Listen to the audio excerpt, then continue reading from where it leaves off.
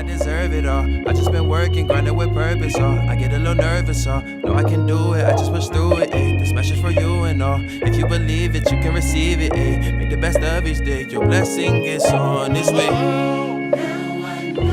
This is The Experience, and you're here watching Media Monday. When I initially came up with the idea in my man Black Basement, I felt like it wasn't much of an experience in music, and that's kind of my goal. I want to be that and embody that and give people a full experience, whether it be a listening experience or an experience at a performance. So I'm a big 2000s, early 2000s, hip hop. I want to give them that, it's like a nostalgia to, I want to give people that feeling and, a vibe and just connect with people just via music. I love instrumentation and all that. So that's what I want to bring. I bring the live instrumentation, the concept and the feeling, you know what I mean? And then sometimes I just give people fun stuff. It's not, it's not always about, lyric, and not even just lyrics. A lot of times I feel like people get lost in that, you know what I mean? So I want to give people that whole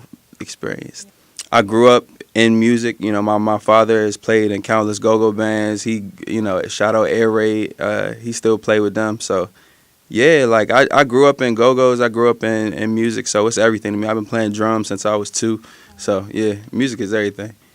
Coming back home and getting in the studio, I have a friend, Devin Jamar, was into music at the time. He was working with my homie Black X in their house, and they just told me to come to the studio one day. We ended up just making music, and I kind of ran with it.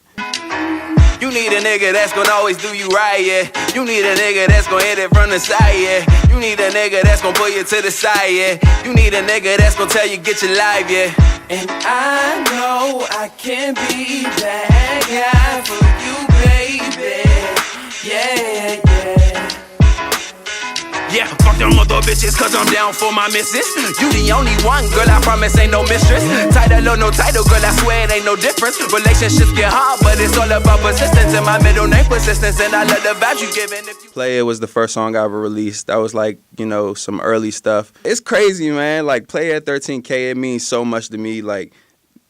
Every play, every stream, all that, it means a lot to me. I had a friend call me yesterday, and he was like, "Hey, bro, what were you saying in Amazing Grace? What is that one line? To me, that stuff is crazy. I'm the most humble person on earth. So to me, all that stuff is overwhelming. You know what I mean? I'm just damn, people really fucking with the shit. It feels good. Me, Black, and Devin, when I was just working strictly with them, we had tons of songs, but I never released it because I'm very particular about what I put out. That's why people might be like, bro, where's the rest of the music? But I'm just trying to roll it out the right way. I feel a lot of times people can get lost in that. You know what I mean? You can drop a lot of content, but if it's not good, people aren't going to be receptive to it, period. So, I just really like to take my time with stuff. So, that it kills me mentally sometimes because it's I know people want to hear music, and I know I want them to hear music, but it's timing is everything. Why you wanna do me like that? I'm smooth like that, I'm cool like that. We might argue, but we always hit the groove right back. I might fly you out to London for a little nightcap. Don't see, man, you or something, then I fly you right back. Big Papa, bust it on like Pinata. Oh, you taste good, something like some more chata. You got that water, girl, and I do the all I got time. So when you do me like that, I don't even fucking matter. I know one time or another when people get together and then they wonder what life. Do Me Like That was so random, to tell you the honest truth. I met this guy, this producer named Elive, and he's done some stuff on my project too. He's has this real dope funk sound. And Elive sent me over the song, and I was like, bruh, this is crazy. And he was just like, yeah, if you wanna fool around with it, go ahead. So, I hopped on it, did my 2 verses, and then my pops. For some reason, I had just always imagined congos on that song as soon as I heard it. So my pops, he played congos. He's been playing. Yeah, my pops played. He in the Air Raid band, has played in countless other bands. So my pops had him come in here in this very room, some congos on the joint. My man Jacob, it's a band called Foreign Air that's from here. He played the bass on the song. I think, Javon added some stuff to it. But yeah, that's kind of how it came about. It was very organic, and it was kind of random. Amazing Grace was like conceptualized and came out right around that, like Kanye, Chance, like that whole movement. And that really inspired me because I've been a church boy, you know what I mean? Like I grew up in the church, I was singing in the choir and all that stuff. So for them to be able to do that, like it broke a boundary in my mind. I was like, wow, that's cool that, I can talk about God, but in the same time make it cool enough for people to listen to. So I would just say like Ye and Chance and that whole like time. That whole time was important. And what's crazy is this the Home record.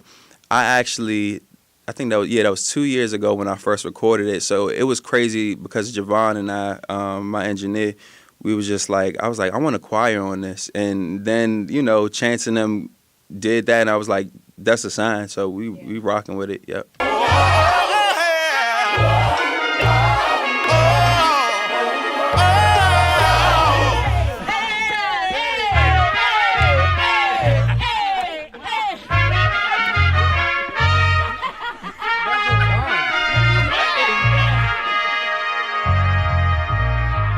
And I have a project coming.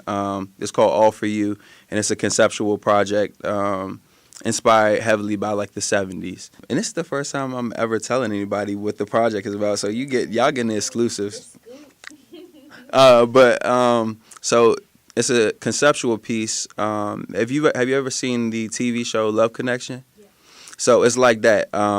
There's this fictional character, The Experience, and he's going to go on 3 different dates, and then at the end he chooses the woman that he wants to be with. So it's kind of like correlates into my life, you know what I'm saying, since I'm in a relationship now. So, it's like the album kind of just shifts through like different relationships and different timestamps of like who I've been with to get to where I'm at today. So, yeah, that's All For You. That's the project. Like that's the concept behind it, and it's like it's such a fun project though. Like, I'm slating it to come out in the summer. So normally I sit down and write. My process is like, and people get so mad at me for this, but like they'll send me a song and I'll just sit on it because what I do is I drive around in my car.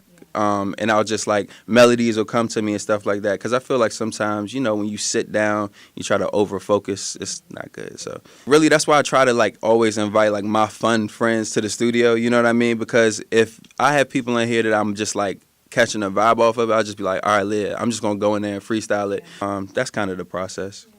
Obstacles, just the time, like the timing stuff, like timing is literally everything in music, and just just typical music stuff like getting stuff from producers. And I'm kind of, I have a team, but, I'm very hands-on. So I have a day job and then I got to do this, so I'm moving around, emailing this person, calling this person. So it's that type of stuff is a lot, but I manage.